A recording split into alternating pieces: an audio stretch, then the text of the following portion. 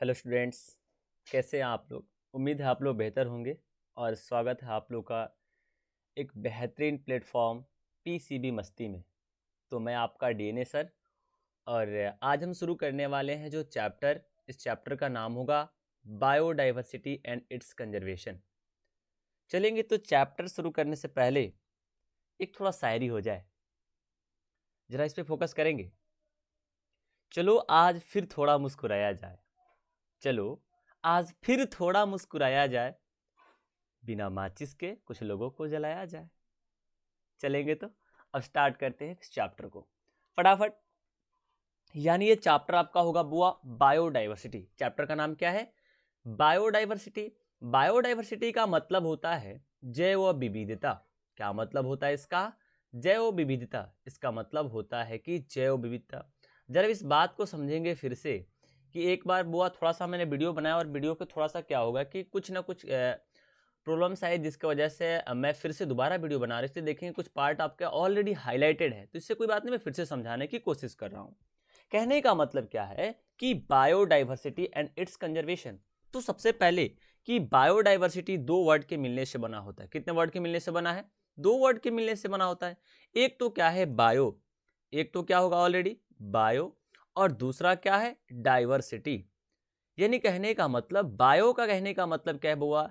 Bio का मतलब living being, और डाइवर्सिटी कहने का मतलब विविधता। क्या देखेंगे? भिन्नता, यानी डिफरेंट टाइप के ऑर्गेनिज्म का प्रेजेंट होना, विभिन्न प्रकार के ऑर्गेनिज्म का प्रेजेंट होना क्या कहलाती है? बायोडाइवर्सिटी कहलाती है।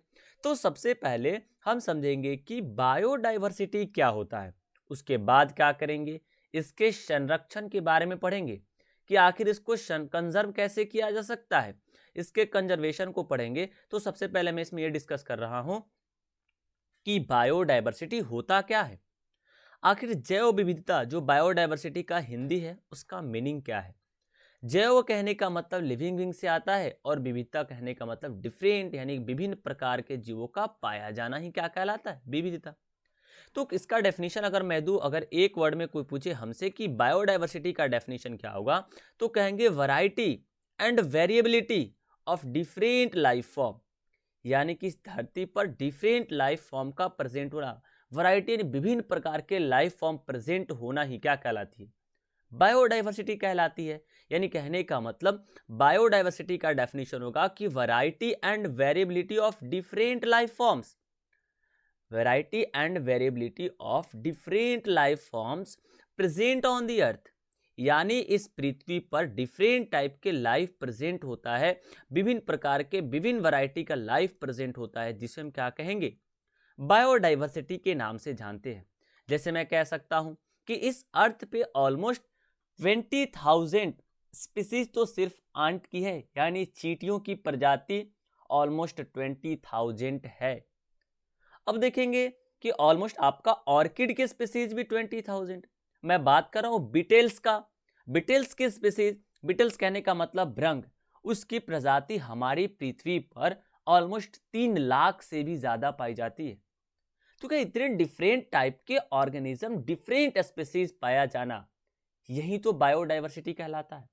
जैसे मैं बात करता हूं राइस, एक ही क्या लिया कि राइस, मैं कह रहा हूं कि एक स्पीसीज लिया आपने कि राइस, अब उसमें क्या होगा, उसके डिफरेंट फॉर्म्स प्रेजेंट होंगे। मैंने उसमें से एक वैरायटी लिया बासमती, और डिफरेंट टाइप के वैरायटीज आपका क्या बासमती में भी देखने को मिलेगा।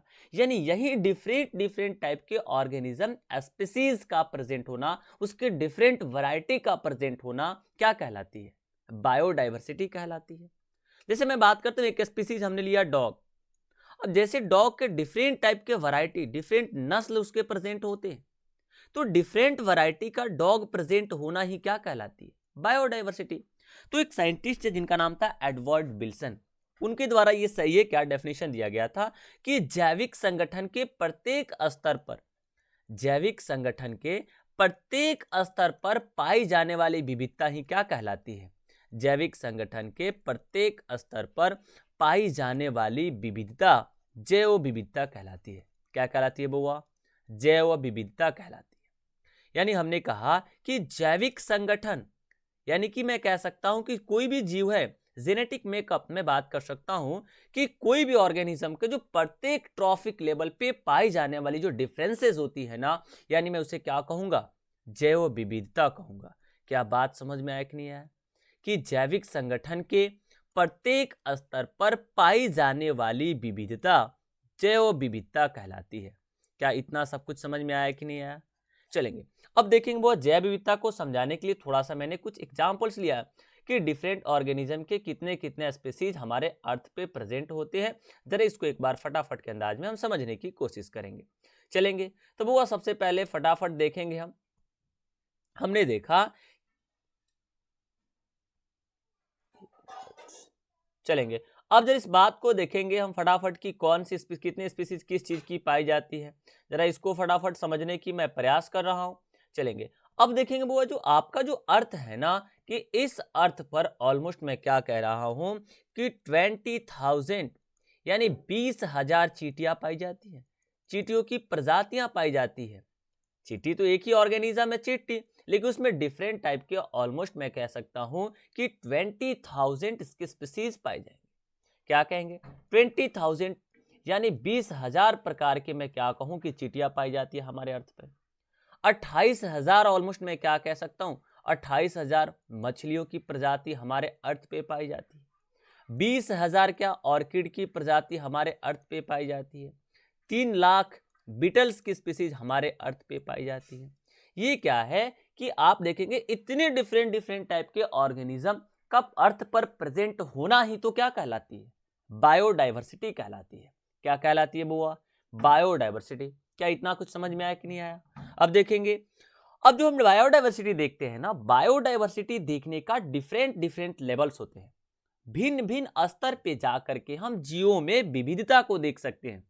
इसलिए मैं कह सकता हूं कि जो 3 लेवल्स ऑफ बायोडाइवर्सिटी को मैं देखूंगा, यहां पे मैं जब बायोडाइवर्सिटी को स्टडी करूंगा तो 3 लेवल्स पे जाके करूंगा।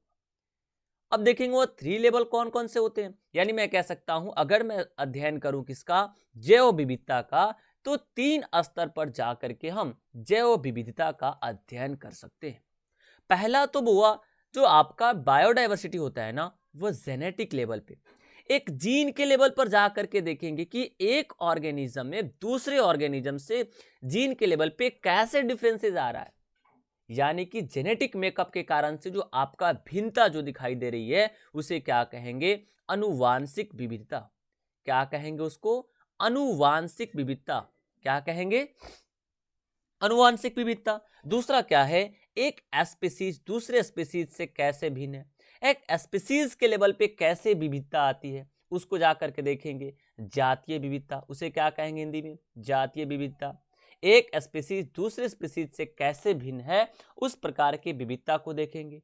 तीसरा देखेंगे इकोलॉजी के लेवल पे क्या क्या डिफरेंसेज आएंगे, एक जीव से दूसरे जीव में एक इकोलॉजी के लेवल पे क्या क्या डिफरेंसेस आते हैं, उसे कहेंगे पारिस्थितिकीय विविधता।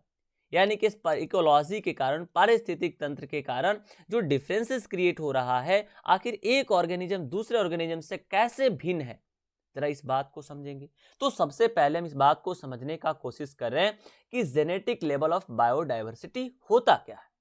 चलेंगे तो अगला हेडिंग हमारा क्या होगा, जेनेटिक लेवल ऑफ बायोडाइवर्सिटी। फटाफट के अंदाज में जरा देखेंगे इसको।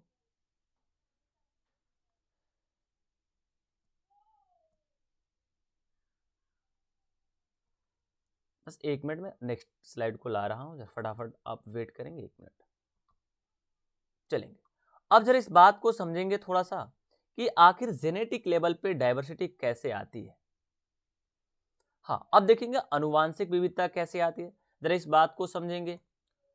चलेंगे अब मैंने क्या किया बुआ, अनुवांशिक विविधता की बात कर रहा हूं, यानी मैं बात कर रहा हूं जेनेटिक लेवल की विविधता। किसकी विविधता को मैं बात कर रहा हूं, जेनेटिक लेवल में डिफरेंसेस कैसे आती है। आपको पता है कि जब मैं अनुवांशिक विविधता की बात करूं तो एक इंसान दूसरे इंसान से 99.99% उसका जेनेटिक मेकअप सेम होता है। क्या कहेंगे, 99.9% क्या होता है, एक इंसान का जेनेटिक मटेरियल दूसरे इंसान से मैच करता है। फिर भी देखिएगा मात्र 0.1% के जेनेटिक डिफरेंसेस होने के कारण एक ऑर्गेनिज्म दूसरे ऑर्गेनिज्म से भिन्न भिन्न देखता है। जैसे एक इंसान दूसरे इंसान से भिन्न भिन्न दिखता है, उसमें मात्र कितना परसेंट जो आपका जेनेटिक लेवल का डिफरेंसेस है, तो 0.1%। अगर मैं बात करूं एक इंसान से दूसरे इंसान का जो जेनेटिक, जो आपका जो जेनेटिक मटेरियल है, वह 99.9% समान है, यानी सिमिलर है। सिर्फ 0.1% का जेनेटिक मेकअप चेंजिंग है, जिसके कारण आप देखिएगा एक इंसान दूसरे इंसान से भिन्न दिखता है। अगर मैं बात कर रहा हूं जेनेटिक डाइवर्सिटी का, तो जरा इस बात को ध्यान से समझेंगे कि जेनेटिक डाइवर्सिटी क्या होता है। यानी आपको तो ऑलरेडी पता है कि जीन क्या होता है। कि जीन क्या है, कि आपको मैं बता दिया था कि डीएनए का एक छोटा सा सेगमेंट्स होता है। क्या कहेंगे बुआ? कि डीएनए का एक छोटा सा में क्या होता है, सेगमेंट होता है जीन। तो आप देखेंगे कि जब जीन क्या है, मैं ये भी कह सकता हूं कि जीन एक डीएनए है। तो आपको पता है डीएनए से क्या बनता है, आपको चैप्टर पढ़ाई होगा, जैसे मैं कह सकता हूं मॉलिक्यूलर बेसिस ऑफ इनहेरिटेंस, जो मैं पढ़ाऊंगा। तो उसमें आपको ऑलरेडी मैं बताया था कि जो क्या होगा, जीन यानी डीएनए से एमआरएनए बनता है। एमआरएनए से क्या बनेगा, प्रोटीन बनेगा। प्रोटीन से इंजाइम बनेगा और उस इंजाइम से कोई ना कोई कैरेक्टर डेवलप होगा। यानी मैं कह रहा हूं कैरेक्टर कहने का मतलब जो भी मॉर्फोलॉजिकल हमारा अपीयरेंस है, लंबाई, मोटाई, चौड़ाई, गोराई, सारी चीजें क्या है, वो एक कैरेक्टर है। क्या है, कैरेक्टर है।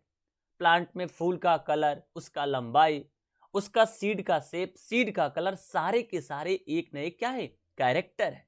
तो सारा कैरेक्टर जो डिसाइड कर रहा है, वो कौन कर रहा है, एक जीन ही तो कर रहा है। उस जीन के डिफरेंसेस होने के कारण, और आपका है कि डिफरेंसेस आने के लिए क्या क्या हो सकते हैं, कि सबसे पहले डिफरेंसेस तो क्या जेनेटिक मेकअप के कारण भी आता है, और डिफरेंसेस लाने के लिए दूसरा क्या होता है, इन्वायरमेंटल फैक्टर। यानी उसके जो इन्वायरमेंट, जो जहां रह रहा है, उसका एक्सटर्नल, बाहरी तथा इंटरनल, आंतरिक इन्वायरमेंट भी डिसाइड करेगा कि वह कैरेक्टर कैसे बनेगा। तो आपके क्या होता है, बुक में एक एग्जांपल दिया गया है कि जेनेटिक डाइवर्सिटी, अगर मैं बात कर रहा था कि डाइवर्सिटी एट जीन लेवल, यानी जेनेटिक लेवल, इस डाइवर्सिटी को हम क्या कहेंगे, genetic level diversity. Example first की मैं बात करूं, तो जैसे मैं हिमालय पे गया, तो मैं जब जाके देखूंगा हिमालय पे एक प्लांट होता है जिसका नाम है रावोल्फिया वोमिटोरिया। क्या नाम है बउआ उसका, रावोल्फिया वोमिटोरिया। एक प्लांट है, उसको हिंदी में भी लिख दिया हूं, रावोल्फिया और वोमिटोरिया। वो मैंने देखा कि देखिए यहां पर भी रावोल्फिया वोमिटोरिया प्रेजेंट है, यहां पर भी प्रेजेंट है, और यहां पर भी प्रेजेंट है। यानी मैं कहा हिमालय की 3 रेंज पे गया और तीनों जगहों पर मैं अच्छे से देखा, तो वहां पे जो रावोल्फिया वोमिटोरिया है ना, वह तीनों जगह पे है। क्या कहेंगे कि तीनों जगह पर हमें रावोल्फिया वोमिटोरिया देखने को मिला। लेकिन जो रावोल्फिया वोमिटोरिया एक केमिकल रिलीज करती है जिसका नाम है रिजरपाइन। क्या नाम है, रेसरपाइन, और इंग्लिश में बहुत लोग रिजरपाइन भी पढ़ते हैं। क्या कहें, हिंदी में रेसरपाइन और इंग्लिश में रिजरपाइन भी बहुत लोग पढ़ते हैं। तो रावोल्फिया वोमिटोरिया जो एक केमिकल्स रिलीज करती है जिसका नाम है रिसरपाइन। अब रिसरपाइन के मैंने देखा कि क्वालिटी में, यानी कंसंट्रेशन में और उसकी पोटेंसी, कार्य क्षमता में भिन्नता देखा गया। जो ए नंबर पे पाया गया उसमें डिफरेंट कंसंट्रेशन वाले रिजरपाइन बना, और ये डिफरेंट कंसंट्रेशन यानी रिजरपाइन एक प्रकार का क्या है, केमिकल्स है। और वो प्लांट यानी जो बना रहा है, रावोल्फिया वोमिटोरिया एक प्लांट है। रावोल्फिया वोमिटोरिया क्या है, एक प्रकार का मैं बात करूं तो रावोल्फिया वोमिटोरिया क्या है, एक प्लांट है। क्या है बुआ, एक प्लांट। ये हाइलाइटर है, मैं लिख रहा हूं सिर्फ समझने के लिए, ये बता रहा हूं कि ये रावोल्फिया वोमिटोरिया क्या है, एक प्रकार का प्लांट है। अब वो केमिकल जो रिलीज कर रहा है डिफरेंट डिफरेंट जगहों का, रावोल्फिया वोमिटोरिया, जब मैं उसका देखा रिजरपाइन का क्वालिटी देखा, तो उसके केमिकल्स यानी जो रिजरपाइन का क्वालिटी डिफरेंट डिफरेंट को मिला। यानी कहीं कंसंट्रेशन कम था तो कहीं कंसंट्रेशन ज्यादा था। इसकी जो कार्य क्षमता थी, जो पोटेंसी थी, वह किसी का ज्यादा था, किसी का कम था। जबकि सारा क्या है, रावोल्फिया वोमिटोरिया से ही रिलीज हो रहा है। यानी प्लांट का स्पीसीज तो एक ही है, लेकिन उससे प्राप्त जो केमिकल्स, जो रिजरपाइन है ना, वह डिफरेंट डिफरेंट क्वालिटी का हमें वहां से प्राप्त हुआ। ये सारे डिफरेंसेस आया तो किस कारण, यानी डिफरेंट डिफरेंट जेनेटिक मेकअप के कारण आया, डिफरेंट जीन लेवल के कारण आया, डिफरेंट जीन के एक्सप्रेशन के कारण आया। क्या बात यहां तक क्लियर हुआ या नहीं हुआ? अब जरा एक बात को समझेंगे, जो रिजरपाइन होता है ना, वह हाई ब्लड प्रेशर को ट्रीट करने में यूज किया जाता है। अगर बोर्ड में आपसे पूछ ले कि जो रेसरपाइन है उसका उपयोग कहाँ किया जाता है, तो कहेंगे हाई बीपी को क्या करेंगे, ट्रीटमेंट में किया जाता है। जो आपका रेसरपाइन है ना, रेसरपाइन का यूज़ किसमें, हाई ब्लड प्रेशर वाले पेशेंट करते हैं, ब्लड प्रेशर को कंट्रोल करने के लिए। यानी मैं कहूँगा उच्च रक्तदाब को ठीक करने के लिए रेसरपाइन का ठीक करना या फिर उसको नियंत्रित करने के लिए मैं कह सकता हूँ कि रेसरपाइन का उपयोग किया जाता है। क्या इतना समझ में आया कि नहीं आया कि रेसरपाइन क्या होता है और जेनेटिक लेवल बायोडाइवर्सिटी समझ में आया कि नहीं आया। हमने कहा कि किसी जीन में क्या हो कि डिफरेंस आने के कारण उसका केमिकल्स बदल सकता है, उसका केमिकल्स की क्वालिटी बदल सकता है। तो यहाँ पे राउल्फिया वोमिटोरिया प्लांट तो सेम ही था। ये भारत का नक्शा है बाबा, जो ऊपर हेड वाला नक्शा है, मैं हिमालय रेंजेस में जाके देख रहा हूँ। यह जो आपका राउल्फिया वोमिटोरिया है वो हिमालय रेंज में पाया जाता है। यहाँ पर लिखा भी गया है कि यह हिमालय क्षेत्र में पाया जाता है। राउल्फिया वोमिटेरिया हिमालय क्षेत्र में पाया जाता है। जब वहां जाकर के हमने उसको केमिकल्स का स्टडी किया, जब यहाँ पर जो प्रेजेंट था उसका रेसरपाइन का पोटेंसी कंसंट्रेशन अलग था।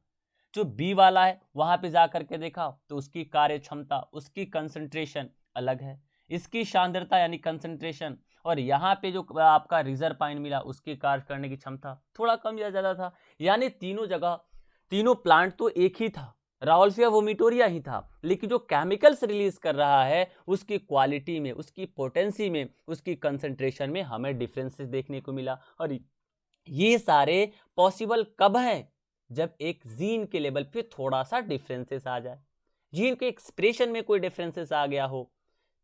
बहुत सारे कारण हो सकते हैं जिसके कारण क्या है, हमारा जो राउल्फिया वोमिटोरिया से प्राप्त जो केमिकल्स रेसरपाइन है उसकी कंसंट्रेशन और पोटेंसी हमें डिफरेंस देखने को मिला। क्या इतना बात समझ में आया कि नहीं आया। अब देखेंगे जेनेटिक डाइवर्सिटी का दूसरा एग्जांपल देख लेंगे फटाफट थोड़ा एक बार में।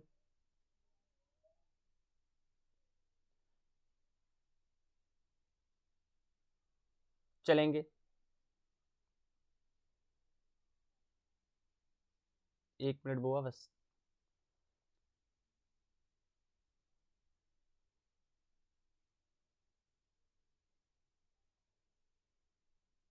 चलेंगे, चलिए इस बात को फटाफट समझेंगे।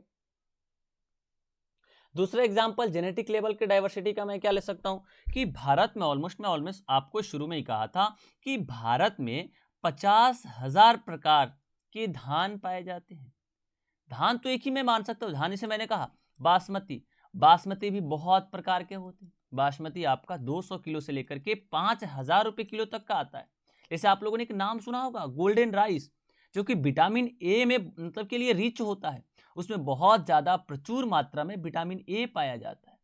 जैसे मैं बात कर रहा हूं कि धान के हमारे इंडिया में कि 50,000 प्रकार से ज्यादा का धान मतलब क्वालिटी का जो धान हमारे इंडिया में पाए जाते हैं। धान कहने का मतलब पैडी सीड्स की मैं बात कर रहा हूं बुआ कि भारत में ऑलमोस्ट 50,000 प्रकार से ज्यादा के धान पाए जाते हैं। या ऑलमोस्ट कह सकता हूं 50,000 प्रकार के धान पाए जाते हैं। भारत में ऑलमोस्ट मैं कह सकता हूं कि 1,000 प्रकार के तो आम पाए जाते हैं। जैसे आप लोग समझेगा डंका आम, जर्दा आम, बीजू, बहुत सारे क्वालिटी का आम हमारे जो आसपास में होता है उसे तो नाम हम लोग रख दिया, लेकिन बहुत सारे प्रकार के ऑलमोस्ट 1,000 प्रकार के मैंगो पाए जाते हैं हमारे क्या भारत में।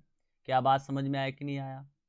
चलेंगे कि आपको तीन एग्जाम्पल हो गया जेनेटिक डाइवर्सिटी का। जेनेटिक डाइवर्सिटी आई होप आपको समझ में आ गया होगा कि अनुवांशिक लेवल पे विविधता कैसे हो सकती है। चलेंगे अब देखेंगे दूसरा क्या होता है स्पीसीज डाइवर्सिटी, यानी मैं कहूंगा जातीय विविधता। क्या कहूंगा बउआ, जातीय विविधता। जातीय विविधता कहने का मतलब कि स्पीसीज के लेवल पे डाइवर्सिटी आती है।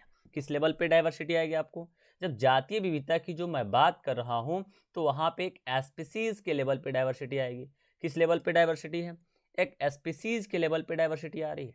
जातीय विविधता किसकी बात कर रहा हूं, जाति के आधार पर पाई जाने वाली विविधता क्या कहलाती है, जातीय विविधता। यदि इंग्लिश में बात करूं इसकी तो स्पीसीज डाइवर्सिटी यानी एक स्पीसीज के लेवल पे पाई जाने वाली डाइवर्सिटी क्या कहलाती है, species diversity. Diversity eight species level. जैसे मैंने कहा कि अगर मैं एम्फीबियंस लूं, एम्फीबियंस हमारे भारत में दो जगहों पर ज्यादा पाए जाएंगे।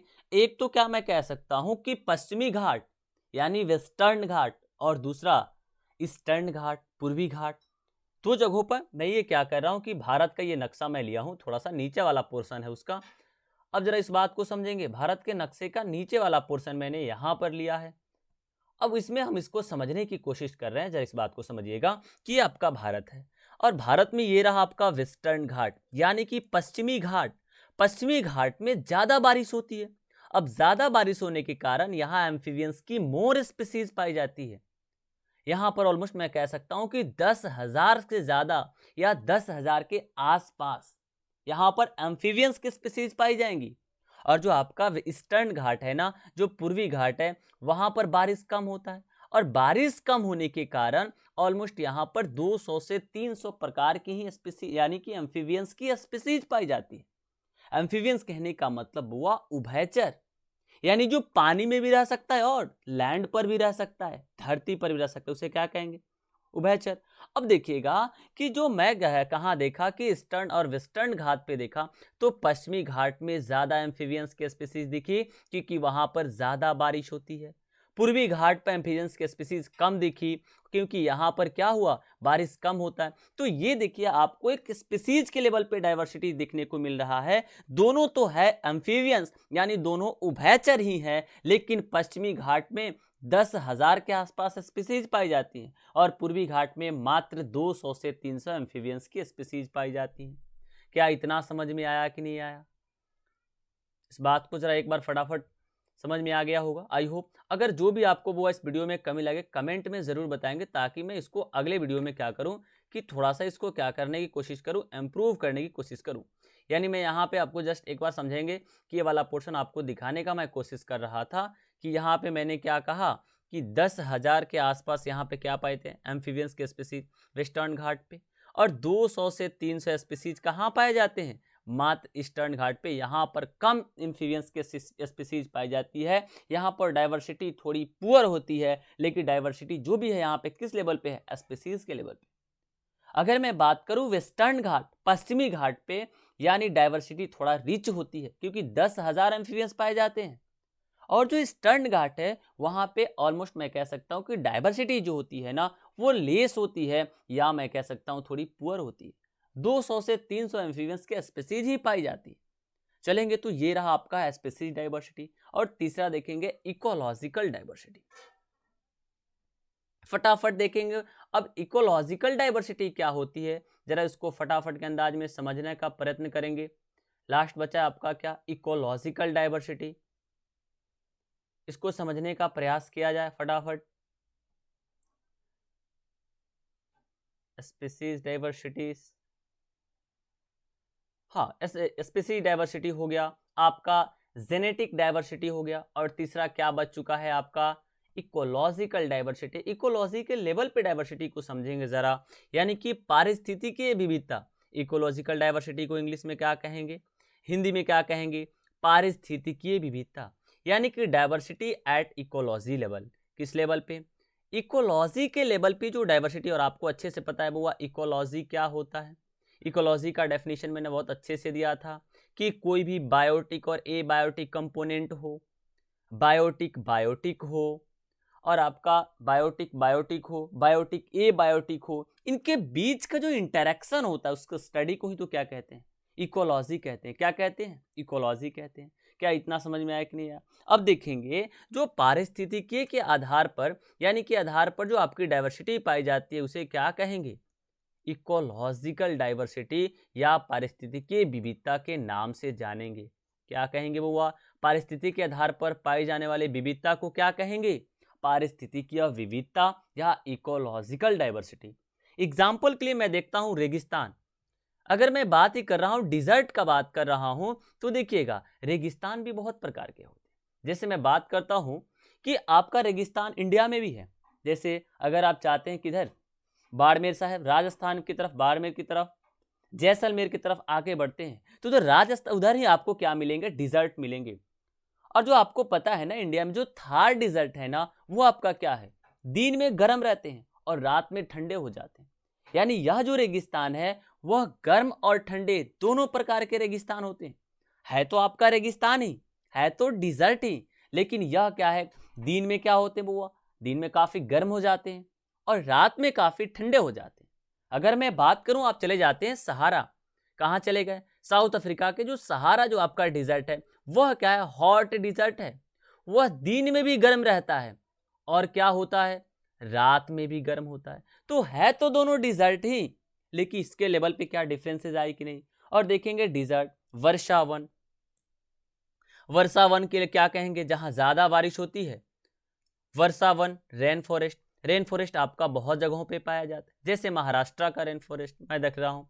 महाराष्ट्र में जो रेन फॉरेस्ट है वह अलग प्रकार के होगा, जो यूपी में रेन फॉरेस्ट होगा वह उससे बिल्कुल अलग होगा, जो राजस्थान में रेन फॉरेस्ट होगा वह भी उससे बिल्कुल अलग होगा। जैसे आपने ज्वार नदमुख नाम बहुत आपका ये लगा होगा, ज्वार नदमुख को क्या कहेंगे, इस क्या कहते हैं, एस्चुअरीज कहते हैं। क्या कहेंगे बुआ, एस्चुअरीज कहने का मतलब जहां बड़ी नदियों में छोटी छोटी नदियां आकर के मिलती है, जहां पे बड़ी नदियों में छोटी छोटी नदियां आकर के मिलती है, वहां की बुआ प्रोडक्टिविटी काफी ज्यादा होती है।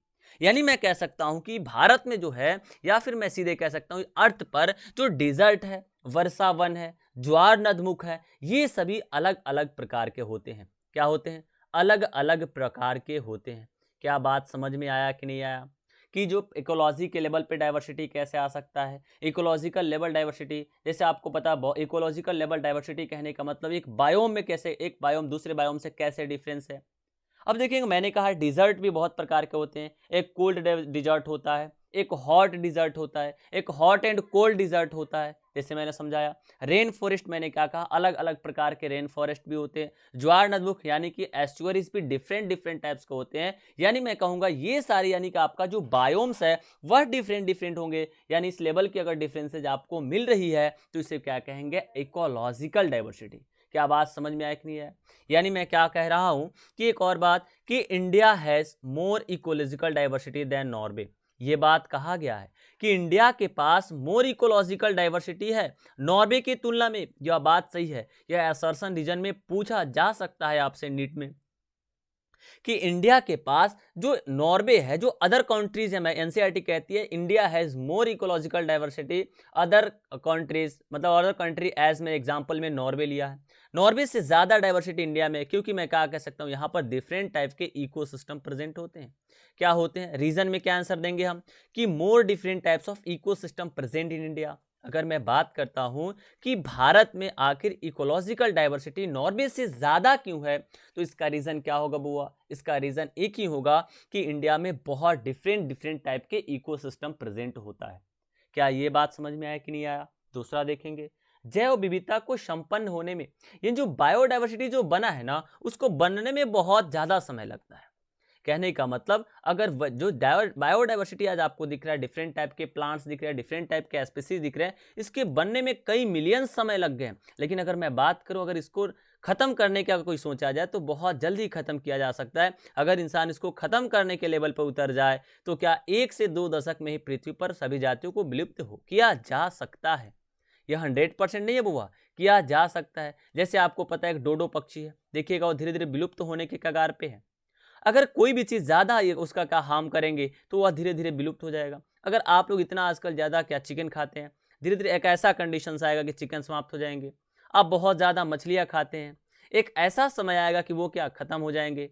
तो कहने का मतलब है कि जैव विविधता बनने में तो बहुत ज़्यादा समय लगा है, लेकिन इंसान अपने हरकतों से चाहे तो उसको खत्म बहुत कम समय में ही कर सकता है। क्या बात समझ में आया कि नहीं आया। जैसे मैं एग्जाम्पल के तौर पे ले सकता हूं कि एक कुम्हार एक बर्तन बनाता है, तो देखेंगे उसको बर्तन को बनाने में बहुत ज़्यादा समय लगता है, लेकिन अगर उसको नष्ट करना हो तो एक डंडा मारेंगे, फटाक से सब फूट जाएगा। क्या समझ में आया कि नहीं आया। चलेंगे आगे क्या कहता है, जरा इस बात को और समझेंगे कि आगे ये चैप्टर क्या कहता है।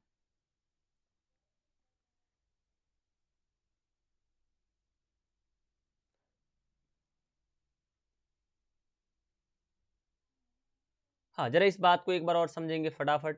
ये हमको लगता है लास्ट स्लाइड होगा आपका, वो ज़्यादा वक्त नहीं लगेगा। देखेंगे, अब देखेंगे कि जैव विविधता को बनाने में बहुत समय लग सकता है, लेकिन 1 से 2 दशक में क्या करते हैं, जितने भी स्पीसीज है उसे हम विलुप्त करना चाहें तो कर सकते हैं। चलेंगे, अब इसको जरा फटाफट देखेंगे कि एक पहला क्वेश्चन, कि how many species on there, how many species are there on earth, यानी इस पृथ्वी पर कितनी स्पीसीज है और उसमें से कितना स्पीसीज भारत में है। हाउ मेनी इन इंडिया, यानी क्वेश्चन क्या है मेरा, कि इस पृथ्वी पर कितनी स्पीसीज है और उसमें से कितनी स्पीसीज क्या है, इंडिया में है। इस बात को समझेंगे जरा कि पृथ्वी पर कुल कितनी प्रजातियां हैं, कितनी प्रजातियां पृथ्वी पे है तथा उसमें से भारत में कितनी है। अब एक होता है, एक संस्था है जो वैज्ञानिकों का संस्था है जिसका नाम है IUCN। क्या नाम है इनका? IUCN नाम है। क्या नाम है इनका? IUCN। IUCN का फुल फॉर्म क्या होता है बुआ? International union of conservation of nature and natural resources. क्या कहेंगे कि इंटरनेशनल यूनियन ऑफ, किसका यूनियन है? नेचर, और जो international union of conservation of nature and natural resources. थोड़ा सा पार्ट इधर अंदर की तरफ चला गया, जिस बात को मैं बोल रहा हूं आप सिर्फ लिख लेंगे कि international union of conservation of nation and natural resources. यानी IUCN का फुल फॉर्म क्या है? IUCN का फुल फॉर्म होता है international union of conservation of nature and natural resources. यह एक वैज्ञानिकों का संस्था है जिन्होंने क्या 2004 में एक डाटा उन्होंने दिया। उन्होंने कहा कि इस धरती पर आज तक 1.5 मिलियन से ज्यादा 1.5 मिलियन से ज्यादा स्पीसीज को हमने क्या डिस्क्राइब कर चुका है, यानी वो हमारे क्या नॉन है, यानी उनकी बारे में जानकारी हमें प्राप्त हो चुकी है।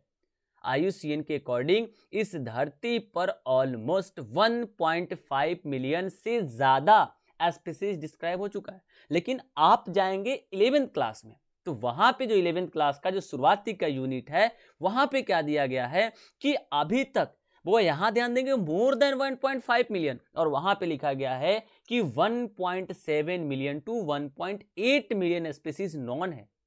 तो बुआ यहां पर एग्जैक्टली नहीं लिखा गया है कि exactly 1.5 million, more than 1.5 million, यानी कहने का मतलब 1.7 मिलियन भी हो सकता है, 1.8 मिलियन, यानी वह कहने का मतलब वह 1 मिलियन में 10 लाख होता है तो 1.5 मिलियन में कितना लाख होगा? 15 लाख। कितना लाख होगा? ऑलमोस्ट 15 लाख। यानी इतनी सारे स्पीसीज की वैरायटी डिस्कवर्ड किए जा चुके हैं। और क्या कहते हैं, बहुत सारे साइंटिस्ट लोग अपना अपना परिकल्पना देते हैं, आंकड़ा देते हैं कि इस पृथ्वी पर ऑलमोस्ट कितने सारे जीव की डिस्कवरी हो चुकी है। तो उन्होंने से एक साइंटिस्ट है जिनका नाम है रॉबर्ट मे।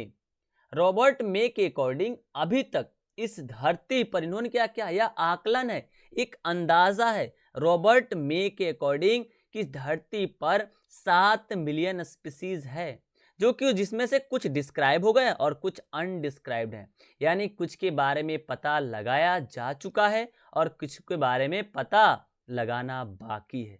क्या बात यहां तक समझ में आया कि नहीं आया कि रॉबर्ट मे का यह आकलन है? यह किन का आकलन है? Robert May. इसलिए मैं लिखा हूं according to Robert May. Robert May एक साइंटिस्ट है जिन्होंने एक आकलन दिया कि इस पृथ्वी पर 7 मिलियन स्पीसीज प्रेजेंट है, जिसमें से कुछ क्या हो चुके हैं, डिस्क्राइब, जिनके बारे में व्याख्या की जा चुकी है, और कुछ अनडिस्क्राइब्ड है, यानी जिसके बारे में व्याख्या नहीं किया गया है। अगर कोई पूछे कि धरती पर कितनी स्पीसीज है तो IUCN ने एक डाटा क्या था, डाटा रिलीज किया था 2004 में, उनके अकॉर्डिंग कि इस धरती पर more than 1.5 million species known है जिनके बारे में डिस्क्राइब किया जा चुका है। और मोर देन 1.5 कहने का मतलब 1.7 भी हो सकता है और 1.8 भी हो सकता है। क्या बात इतना समझ में आया कि नहीं है? चलेंगे तो बुआ आज के क्लास को खत्म यहीं करते हैं, और चलेंगे तो आज के क्लास में को यहीं खत्म करते हैं। मिलते हैं नेक्स्ट क्लास में। Thank you.